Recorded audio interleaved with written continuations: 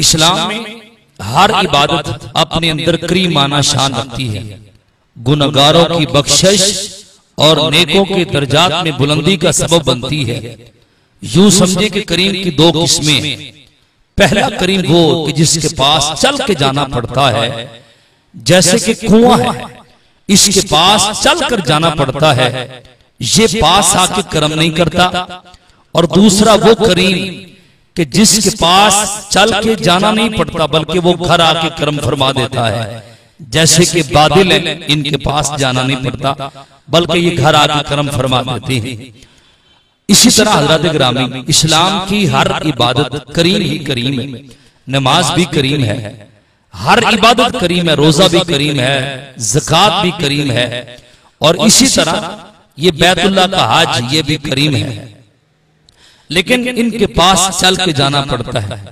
अगर नमाजी है, उसने नमाज पढ़नी है तो ये मस्जिद तक जाना पड़ेगा।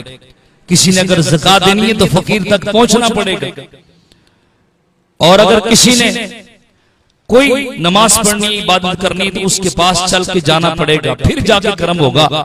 लेकिन रोजा ऐसा करीम है कि जिसके पास चल के जाना नहीं पड़ता बल्कि ये घर में आके रहमतों की बरसात कर देता है। कोई गुनाहगार है तो उसकी बख्शिश हो जाती है, अल्लाह गुनाहों को माफ कर देता है।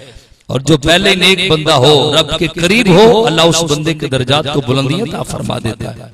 रोजे की बड़ी अहमियत है, रोजे का बड़ा मुकाम है।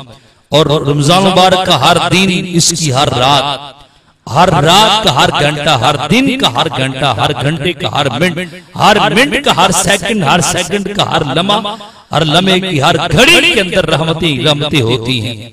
इसलिए तो सरकार ने फरमाया कि वो बड़ा बदनसीब है वो शख्स के जिसकी जिंदगी में रमजान मुबारक आए और वो रमजान मुबारक की घड़ियां भी पाए और रब से अपनी बख्शिश न करवा सके। हजरत गिरामी हमारी खुशनसीबी, रमजान मुबारक का हम खुशी से इस्तिकबाल करें, इसका अदब एहतराम करें, रमजान मुबारक के रोजे रखें, इसके अंदर क़याम करें, नमाज तरावी अदा करें, कसरत के साथ हम कुरान पाक की तिलावत करें, इस्तिगफार करें, हुजूर पे दुरूद सलाम पढ़ें।